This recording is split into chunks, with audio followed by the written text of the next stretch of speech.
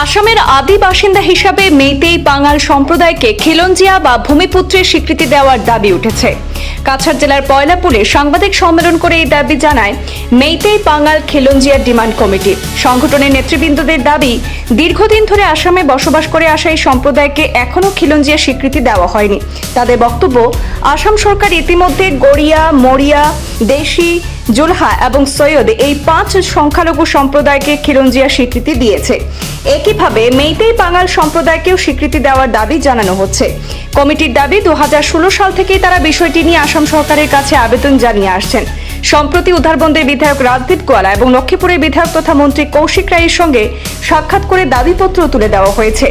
আগামী দিনে মুখ্যমন্ত্রী ডক্টর হিমন্ত বিশ্ব শর্মার সঙ্গে সাক্ষাৎ করে বিষয়টি তুলে ধরার কথাও জানিয়েছেন সংগঠনের নেতৃবৃন্দ। নমস্কার, আসসালামু আলাইকুম।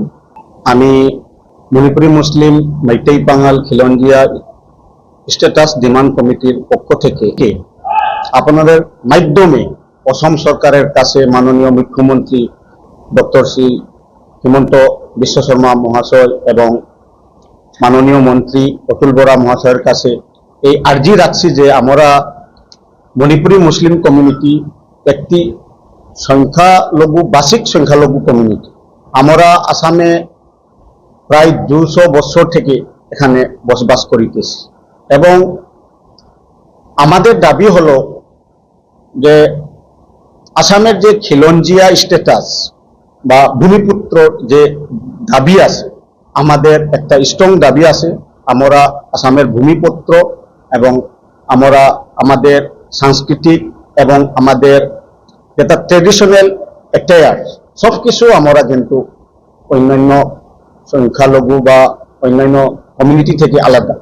আর আমরা আসামের আদি বাসিন্দা হিসাবে এবং এই বরাক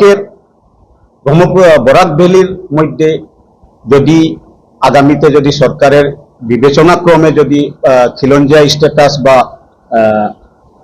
ইন্ডিজিনাস স্ট্যাটাস বা Assam according to Assam accord মতে যদি আমাদের স্বীকৃতি দিতে হয়, তখন আমাদের এই সংখ্যালঘু মণিপুরী মুসলিম সম্প্রদায়কে এই খিলঞ্জিয়া স্ট্যাটাসের মধ্যে অন্তর্ভুক্ত করে এই দাবিটা আমাদের আজকে আপনাদের মাধ্যমে আমি দাবি জানাইয়া রাখলাম।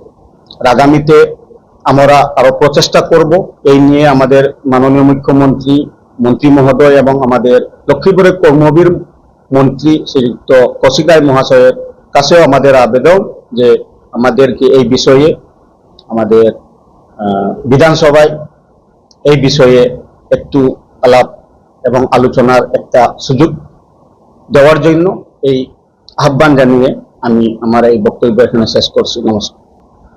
আমি আজি ইয়াত বহিছো আমার মণিপুৰী মুছলিম মেইতেই বাঙাল খিলঞ্জিয়া ডিমাণ্ড কমিটিৰ হৈ 4-5টা কথামান ৰাখিবলৈ আমি ইয়াত বহিছো। আমাৰ সাংবাদিক বন্ধুসকল সবকে নমস্কাৰ জনাইছো। কথাটো হ'ল, আমি মণিপুৰী মুছলিম মেইতেই বাঙাল আজিৰ পৰা 1819 ইংৰাজী আগৰ পৰা আমি ইয়াত এই অসমত বসবাস কৰি আহিছো। তো আমাৰ ডিমাণ্ড আগতে আমি খিলঞ্জিয়া ডিমাণ্ড কৰি আছিলো।